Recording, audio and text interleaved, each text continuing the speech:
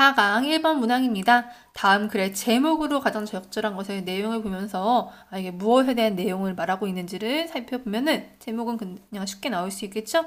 일단 나는 이라고 시작하고 있네요. 운전 쉬운 것 같은데 나는 운전을 배웠어요. 자동차 운전하는 걸 배웠어요. 몇 살 때? 14살 때. 굉장히 빨리 배웠네. 우리나라 사람은 아닐 거야. 그치?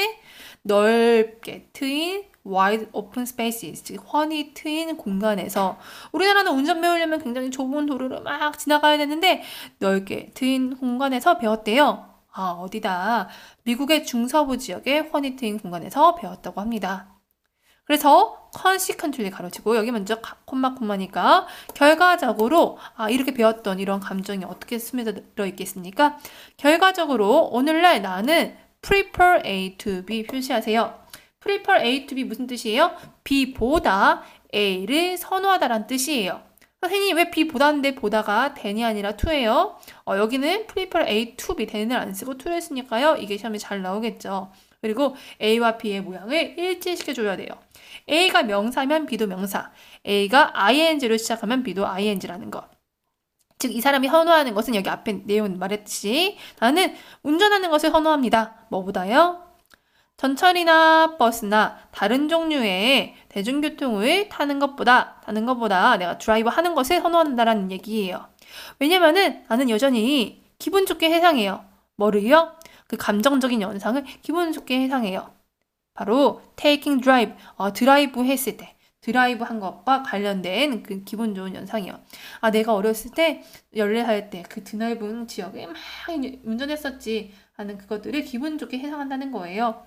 예를 들어서 Sunday afternoon, 즉 일요일 오후에 드라이브 하는 것과 관련된 그런 기분 좋은 연상이 있다는 거죠. 즉 이 말만 딱 들어보니까 나는 운전이 너무 좋아 라는 내용이 담겨져 있다는 것을 알 수 있어요. 즉 이렇게 쉽게 얘기했는데도 다시 말해서 나는 뭡니까? 나는 driving, 운전하는 것이 to be relaxing, 마음을 느긋하게 해준다는 것을 발견한다. 즉 내가 드라이브 하는 건 너무나도 내 마음 편하게 해준다고 말을 할 수 있다라는 거겠죠. 여기까지 다시 한번 이 사람이 정말 운전을 좋아한다라는 내용을 이렇게 길게 블라블라블라 샀습니다. 근데요, 그 다음에 갑자기 땡땡 하더니 콤마 사이에 however이 등장했어요. 이것과 뭔가 역접되는 내용이 들어가겠죠? 그러나 평생 뉴욕에서 사는 사람들은, 뉴요커들은 might 뭐뭐일지도 모릅니다.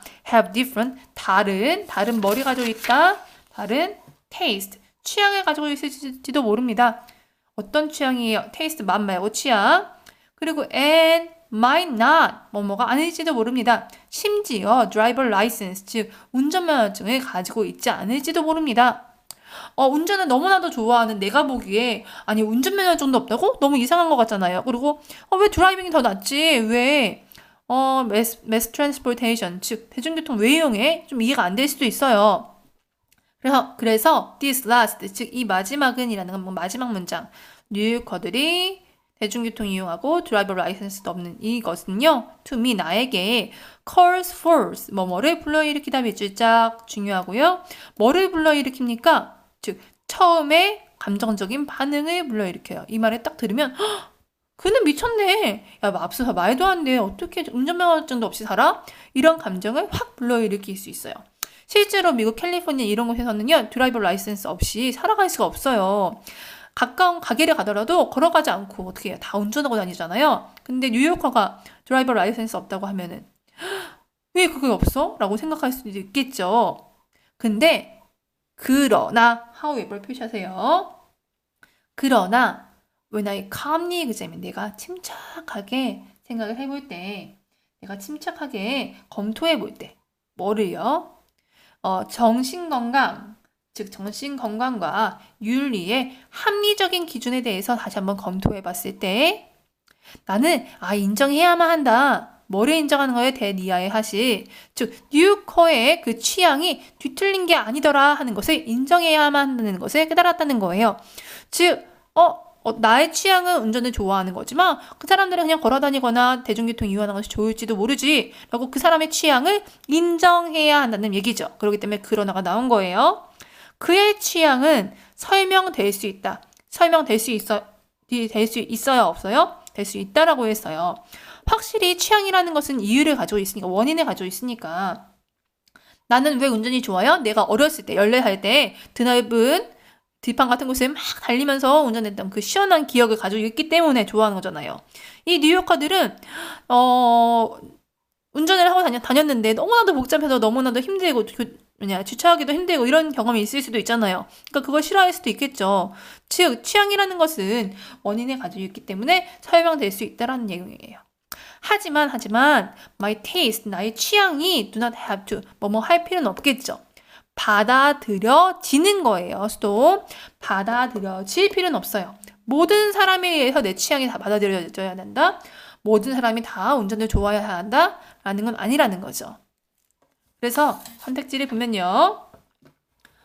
모든 사람, 또 이제 그의 취향, 모든 사람들이 각자 사람마다 다른 취향을 가지고 있다는 거고요. 이게 답이겠죠. 그는 그의 취향, 나는 나의 취향, 나는 운전을 좋아해, 운전하는 걸 좋아해. 그는 뭘 좋아해요? 대중교통 이용하는 걸 좋아해. 이런 것에 대한 설명이었고요. 또 이건 우리의 취향은 설명될 수 없다? 아니죠. 설명될 수 있다라고 앞에서 나왔어요. 취향이라는 것은 타고났다. 뭐와는 개발된다기보다는 타고났다. 이것도 아니었죠. 그리고 평범한 삶을 이끄는 것은 어렵다. 어이구 이런 내용도 아니었어요. 상호작용은 시작해요. 뭐랑 시작해요? 상호의 인정과 함께 시작한다. 이런 내용도 아니었기 때문에 답은 쉽게 1번으로 고를 수 있었어요. 2번은 반대되는 낫이니까 아니라는 거죠.